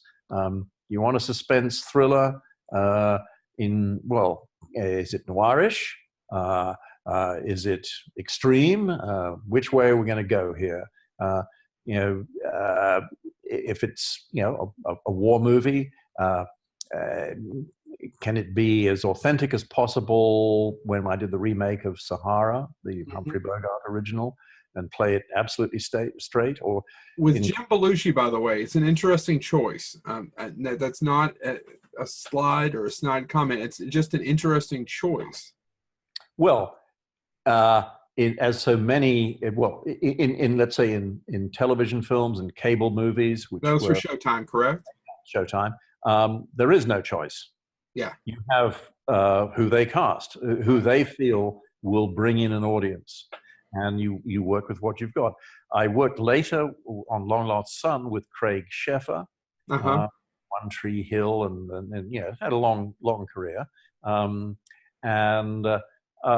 he was going to be Sergeant Gunn, but then something went wrong with either the availability or the negotiations, and so they thought, okay, well, who's next? And I think TriStar arranged for Jim Belushi to do 2 pictures back to back for a goodly sum. I suspect it was, I think he probably got $500 a piece, but I don't know that for a fact. But he would go to Australia. He'd do Sahara first, and be there for the 17 of the 18 days. He'd then move to another part of Australia and do Race for the Sun with Halle Berry. Okay. Intended as a feature, so probably maybe he got more for the feature than he got for the television. So that I'm probably not correct about that, but I have a feeling I'm possibly correct about the Sahara salary. But good for him. I think he did a great job. Yeah, it's an interesting choice. It's just not necessarily, like I wasn't throwing shade one way or the other. It's just an interesting choice. It never would have occurred to me if I was going to remake it to say, Jim Belushi. Yeah. Now, interesting. Well, tell me who would have occurred to you as a better choice. I'm an idiot. I'm the last person you would want to ask. I would have to think about it and get back to you. I'll email you. This is about you. Okay. It's all about you. Yeah, but I mean, I think Jim did a terrific job, and he conformed his jokey personality to the role, and took it very seriously, and I commend him for it. And we have, not recently, but we have spoken a number of times since, and he regards it as among his best work. Yeah. Do you think the quick shooting days led to television, or how did you get, because you started out in television, but you've also done a lot of television post doing a lot of movies in between, right? So how did you get back into television? Well, very efficient filmmaker. Yes, but I think filmmaking is a privilege, and you should maximize your opportunities for production value and for dramatic impact by not wasting any time scratching your head about how do I stage this scene. Right. So you should come to a day's shooting knowing exactly how to stage every scene that is scheduled, and be sufficiently familiar with the script that if suddenly you have to pull a scene from another day and shoot it then, you can pretty much walk straight into it. Yeah. So these are disciplines that you learn in the land of low budget, which you then apply to television. Your results will be as good as your preparation to achieve those results. And after a while, you just develop an instinct about how to shoot something. I mean, everywhere I go, I see locations all around me, and I'm half my mind is saying, that'd be good if we shot it in the late afternoon from over here, and we'd get that raking light, and et cetera, et cetera. And so as I say, movies and every aspect of their production and ultimately and release are continually on my mind. So I shoot. I post shots I do of the deer that visit me on my Facebook page. I've been looking at them on your Facebook. Absolutely. Yeah. Do you think that that being a director, because we've had this conversation with some other people who've worked in films, be it special effects or or directors. Directors. Bill Malone. I don't know if you know William Malone. Yeah, I know him, and he did one of the Others episodes. I've got it down here because you worked with Toby Hooper, Mick Garris, Tom McLaughlin. They all worked on that. Yeah. But does that make it harder for you to enjoy films because you do always have that this is the location or this is how I would have done it? Or well, no. If a film, there's always a portion of my brain that is appreciating the skill with which the film is made. And the more skillful with which the film, the more skillful the film is in its presentation of the drama and its ability to bond me, the audience, with the central character and his journey, his overcoming of the obstacles or his failure to do so or whatever. That obviously is absorbing most of my brain. But I can't help but noticing, oh, yeah, I see how they did that. Yeah. But it doesn't detract from my enjoyment of the storytelling. But if it is a less successful film, or if it's really bad, then perhaps more of my brain takes over, thinking, oh my goodness, why did they do that? And oh, that was dumb. And now I'm ahead of the movie. I know what's going to happen next, and we don't even work in films. We do it all the time. Yeah, we don't. Yeah. We're not filmmakers, and we do it all the time. It's just if you ingest enough cliche and tropes pop in, and it just drives you crazy. Yeah, but look, I've spent a lot of time with cliches and tropes, and I polish. Always are entertaining. You give a twist. There's a twist. Yeah, where you can, and certainly. Now, one of my films that have you seen Megiddo? No. Omega Code 2. I have it down, but I've never seen it. Can you tell me a little bit about it? Because I was looking it up when we were going through, and that's the one I don't have a ton of notes about. And I was reading that it had this huge budget. That's the one with Michael York and Michael Biehn, correct? Yeah. No, well, the Trinity Broadcasting funded it. Yeah. They wanted to make a film about the Battle of Armageddon, which for some reason was fought with Gulf War tanks. But it was a sequel to their successful Omega Code. And it was kind of like an expanded remake, really. But it has a quiet sense of humor because I made it in a fairly campy way, which I think worked very well to bring in some secular audience as well as the Pentecostal audience. So how does one become involved with the Trinity Broadcasting Network? TBN, for your love gift of only $100, you can have this lovely, coveted TBN prayer cloth. So how does one become associated with that? Because we don't know each other well, sir, but I'm assuming you're not a huge religious person. You may very well be. No, I'm not a huge religious person, but I have no problem with people who are. I agree. And my wife is religious and spiritual, though she is not Christian. She's a Baha'i, and I have a great deal of respect for the Baha'i faith. Okay. But as you know, I'm fully aware of what Christianity has done throughout its history, as indeed you could point the finger at extremists of every religious stripe. I'm just curious how that happens. I doubt if you'll ever find Baha'i extremists. It's just a contradiction in terms. But I mean, I think religion is a fascinating field to study, and as to what motivates people in their choices in life.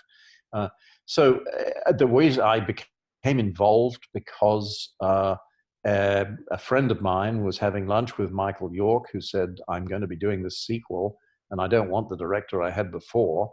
Do you know any good directors?" And my friend naturally said, "Yeah, you should check out Brian Trenchard Smith. He would take care of you." And his manager saw my reel and said, "Well, you should meet with him." We met. Michael York and I, coming from a similar background in England, hit it off. And so I was his choice. And then I had to persuade the Trinity Broadcasting people that I would, serve their interests. And in truth, they were not happy with the script. And so, uncredited, I and my writing partner wrote a whole new draft. And I was told, "Oh, it makes sense now." And we went away. We went from there, and they just kept expanding the budget. Initially, it was a 42-day shoot for $12 million. I think we can't afford 42 days. Could you go down to 38? I said, "Sure, yeah." But then, on the last couple of days, they said, "Why don't we just add another day to the battle scene, and I'll bring in 200 Pentecostal followers and as volunteers to be, marching troops." And I said, "Works for me." Then they chose to considerably enhance the visual effects budget. So it was about 20 million at the end of the day. I think they were taken to the cleaners by various visual effects companies, particularly the one that did The Beast at the end. But you'll judge for yourself.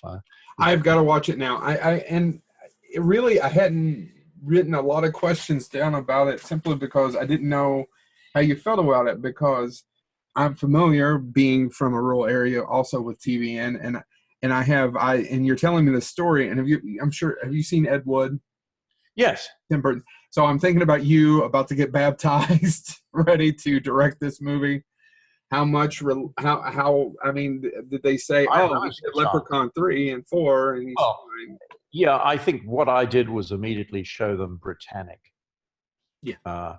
And there was, as I said, probably rudely to James Cameron when I bumped into him the only time at a DGA screening, and "Hi, Mr. Cameron, I made Britannic on your catering budget." And he smiled, I think. Yeah. And then after a pause, he said, "There was some quite good CGI in that." And then he walked on. I was going to say, that's actually a lot of the reviews for Britannic talk about how the CGI is well above its budget. I was reading some other reviews, and they say that it's the film is beautifully done. So I wanted to bring that up. So you've done it. It's florid melodrama, Eye of the Needle on a doomed ship. It was obviously a Titanic derivative that is very, very loosely based upon the historical record, though there was a woman who was on all 3 White Star shipping line vessels when they had their maritime disaster. She was on the Olympic, the first one, when it collided with HMS Hawke in Southampton Harbor, punched a hole in the side, red faces all round, no casualties. She was on the Titanic and was plucked from the water. And she was on Britannic and was similarly plucked from the water after having hit her head on the underside of the lifeboat, and had a fractured skull she did not know about for 3 weeks. So the character was based upon a real person, but she wasn't exactly a member of the British Secret Service.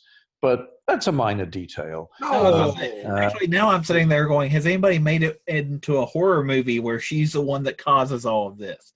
She's a monster. Well, because now, hold on, because he's never heard this before. Let us pitch you something. Sorry, I'm joking. No, well, I mean, there are some wonderful pitches out there of genre hybrids. Yeah, I mean, yeah, horror on the Britannic. Well, because I've done, Deadly Virus on a cruise ship, Voyage of Terror, Yeah. and which I think one executive wanted to call Seasick Epidemic Afloat. And yes, I had a similar reaction to yours when I heard that. And look, these are highly paid executives. Yeah. Oh, I don't doubt it. I don't doubt it at all. Sorry, we got off track. I missed my calling. Yeah. I go into being a highly paid executive. What you're telling me is I can't get a story out of you about being baptized to be able to do the Omega Code 2 is what you're telling me. You could just make I was given a blessing. I was given a blessing. Oh, okay. I was given a blessing. Well, I swear I'm not trying to make fun of anybody religious listening or watching. No, I know that, and I mean, sure, there's a lot we could say about televangelism, but the fact is, the people that I met, the Pentecostals that I met, were all good, decent people who wanted the best for the world. I mean, I'm quite sure if we had discussions about immigration right now with them, the conversation might be more contentious. But the rank and file Pentecostals who were extras were just normal, decent people who had obviously some rules for life that they embraced and felt very comfortable with. And on that last night of the battle scene, it was very cold out there on Mystery Mesa,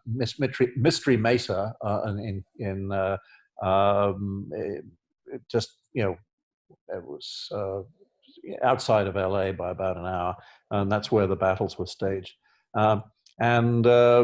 People were huddling around space heaters, and I was just talking to them as we were between sets, and they said, well, are you a Christian? And I said, well, I was, initially born into I went to Anglican schools, Church of England schools, but I'm kind of lost my faith, frankly, since then. And they said, well, look, we think you're a good man. We're going to give you a blessing. And they crowded around me and, put hands upon me and, basically, said a prayer and gave me a blessing. And I thought, that was very sweet of them. Yeah. I mean, they could have written me off as, corrupt Hollywood guy. But they took me at face value. I took them at face value. I appreciated it. Perhaps as a result, I've had a blessed life ever since making Megiddo and shooting it in 99, 2000. Yeah. But I think the film has a wry undertone that secular audiences appreciate. And I've seen it with a mixture of both. And sometimes the Christians laugh just as much at some of the wry moments as the secular audience. And finally, when God comes, it's like the second coming. Everyone cheers. Both sides of the audience cheered. I guess the film gets different reactions from different people. I mean, some devout Christians thought it was a travesty, but to make basically an action movie / slightly horror, romp out of such a serious subject. Why wasn't a really committed Christian director given this opportunity? But I think I made it accessible to people that I think a whole new generation might find it entertaining. They may not be. It may not be a conversion tool for them, but as a piece of cinema that it was like being set a test. We want you to write an essay on this subject, but write it with but I wrote it with my own subtext. Right. Absolutely. So It leads me to another question. And this is weird. What's it like knowing you made the best Leprechaun film? I'm proud of it. Like You I'm should be. kind of I think yeah. you should be. You took something that, and don't get me wrong, we love ridiculous movies, but you took something and made it entertaining. Yeah. Well, Fairly I grew sensible. up I grew up on the absurdist humor of the Goons show in Yes. England. Sellers. We're familiar. Remember Yeah. us really wanting to hear Marty Feldman stories and whatnot, Yeah. Yeah. Keep Yeah. going. Well, I mean that's my only Marty Feldman story, and Yeah. No, I know. but I mean the Goon Show, the absurdist humor of the Goon Show, leading on to the wonderfully absurdist humor of the Monty Python troupe. They were, big influences on me. So I've always had a slightly irreverent attitude to institutions of all kinds as a result. And when I'm presented with an absurd idea for a movie, I want to embrace that absurdity and celebrate it. So when you say that I made the best Leprechaun movie, I naturally agree with you. But the question is, which? Is it number 3 or number 4? Okay, number 3. That is the general consensus. I'm sorry to be such a cliche. Yeah, no, please. Like cliches work. They're comfortable. It makes the most sense. Yeah, It makes the most sense. Yes. Yeah, and they were going to wrap up the franchise with number 3, and the budget dropped to $1.2 million, make it in 14 days in LA, and a guerrilla unit without permits for one night in Vegas, providing the exteriors. And we'll have a trilogy, and it'll go out. They'll always have these 3 in a package. But I decided to make it a lot funnier than the previous Leprechauns, and I thought that would be the best way to serve my masters commercially. Yeah. It worked, and it became the highest-selling direct-to-video of 1995, shipping, I think, 55,000 units. So that naturally led to, well, we better make another one. And they wanted to do an Apollo 13 version, and I said, it's kind of cramped in there, I'm going to limit your opportunities. Why not go for the aliens derivative and have the space marines hunting a creature, and it happens to be a leprechaun, and they bought that. And then I went, and pushed the envelope in terms of absurd humor even further. And my mistake was that I didn't include enough horror. Yeah. And so it therefore disappointed the fans who still wanted nasty stuff to happen to people, as it did in Leprechaun 3. So I'm kind of fond, particularly of the second half of Leprechaun in Space, where really, the momentum picks up, and it's just one absurd thing after another. And I got to do things that I always wanted to do, like turning a man into a giant spider, and who wouldn't want to do that? Yeah. But I'm proud of my input into those areas, and the films live on every St. Patrick's Day, and people still watch them, and I think the fact that number 4 rather isn't as horrific as it should have been probably makes it more accessible to younger viewers. There'll be a point in time when you will feel you can show your children number 4, well, probably number 3 as well. So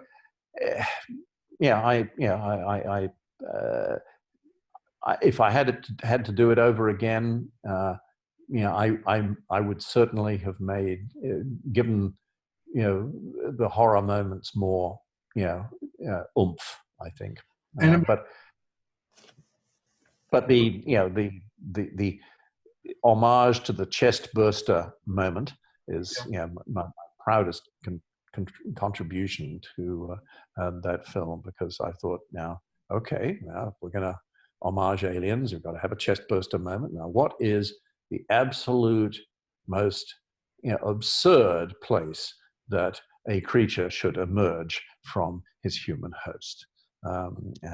So it went from there, and it was great to have Debbie Dunning, the tool time girl from Home Improvement, to be nearly the the benefactor of the Leprechaun's new growth. I love how he's dancing around it. He's trying to put it so eloquently. I mean, I could have done that moment with lots of goo and spurting blood and bits of flesh flying, and then I don't think it would have been, well, it might have been funny in another way, but I was just on a different tonal plane when I was making it. So we probably need to wrap up. We've kept you almost 2 hours, and I apologize. I didn't know that we would go this long. How long is your podcast intended to be? I mean, do you edit it? It depends, because if it's just the three of us, then we usually comment on different things throughout pop culture, because that's exactly what the world needed, was 3 more fat white guys talking about pop culture. There wasn't enough in any way, shape, or form. We need tons more. Literally and figuratively. So that we usually about an hour and a half. It depends on the interview. Some of them are great. Some of the people we meet, because it's mostly cold calls, such as yourself, and we appreciate you doing it. And some can go 2 hours. Usually we try not to keep people past 2 hours. We understand people have lives and are doing us a favor, but usually between an hour and 2. Okay. How long do you usually do? Again, it's as long as it runs. Either when the hosts are completely exhausted and have run out of questions and really want to go to bed, then maybe it's time to stop. But no, we should probably stop, and we can always leave things for another time. Good, and we want you to come back, especially when you let us know about this new project. But I have a question, and James has a question. Actually, I just wanted to make a comment. Hearing you talk about writing your memoirs, I want to say, as somebody that loves film and loves how things got made, thank you for doing that. My professorship, I do educational history, so I'm an educational historian. Not a lot of demand for us, but that's the response my students normally give me. But I just want to say, one of the things that I always talk to students about is we cherish popular culture. We talk about it a lot, but we don't talk about how it got made and why that's so important and who made it and things like that. So I just wanted to say, I can't wait for your memoirs to come out. Good luck with the editing. I know that's a challenge, but I'm excited. No, I'm trying to make it as interesting. It's not a scandal. I mean, I certainly am critical of certain people and certain aspects of the business, but it's not a sort of celebrity scandal kind of thing. I really only want to say the best about people that I've worked with, and thank a lot of people that gave me opportunities. But hopefully it will give an insight into what makes a director tick, and my love of as all directors should have, a love of cinema history, a love of the history of the technological progress that recorded entertainment made over the last 100 years. So all of that is I think worth doing. I mean, and we'll see how people respond to the book.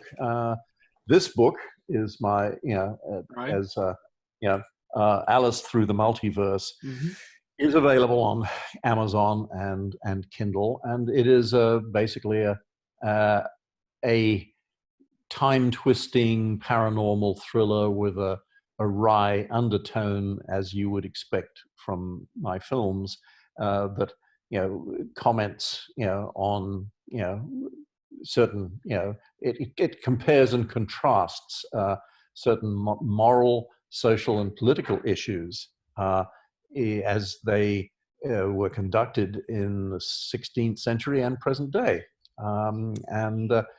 So that's part of it. Really, it's a ripping yarn with a strong female protagonist who somehow manages to overcome all the obstacles. My wife is just coming down to. Anyway, closing doors. Good. How you doing? Tell her we said hi. We're just strange men over here you're talking to.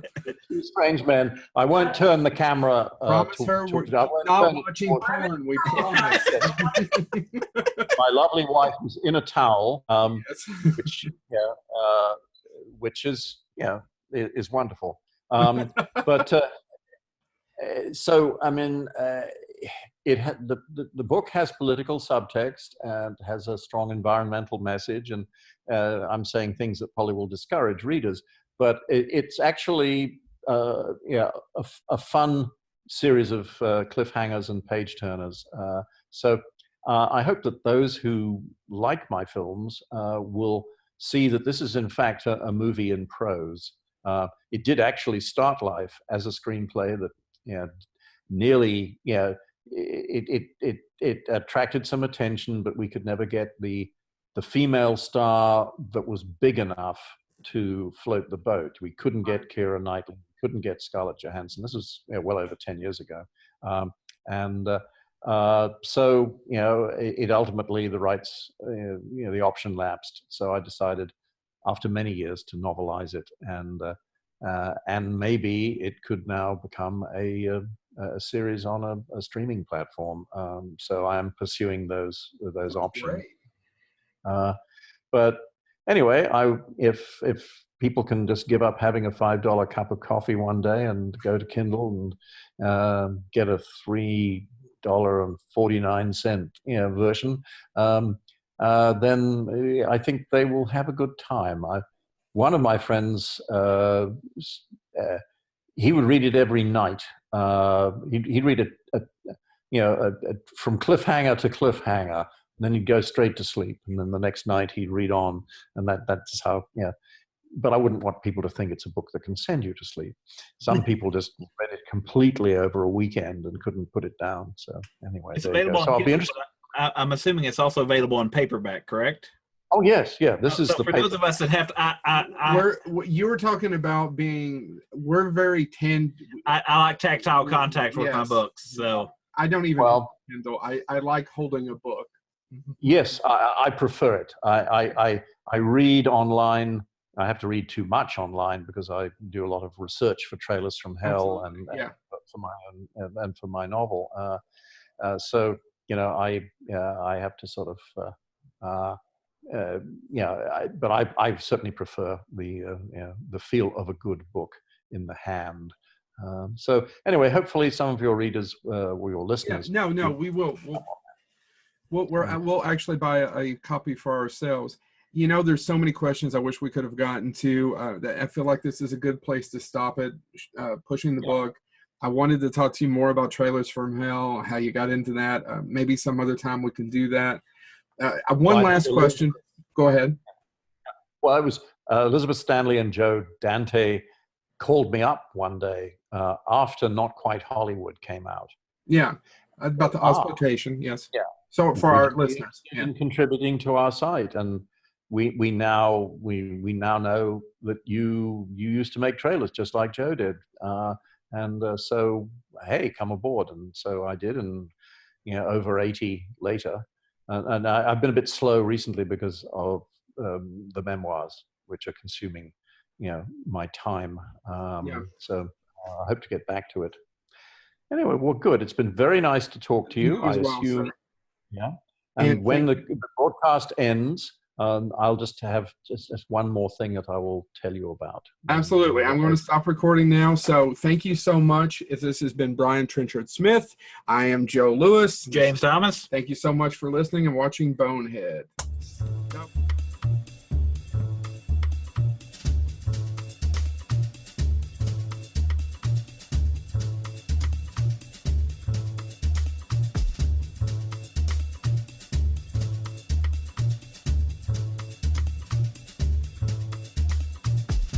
Bye.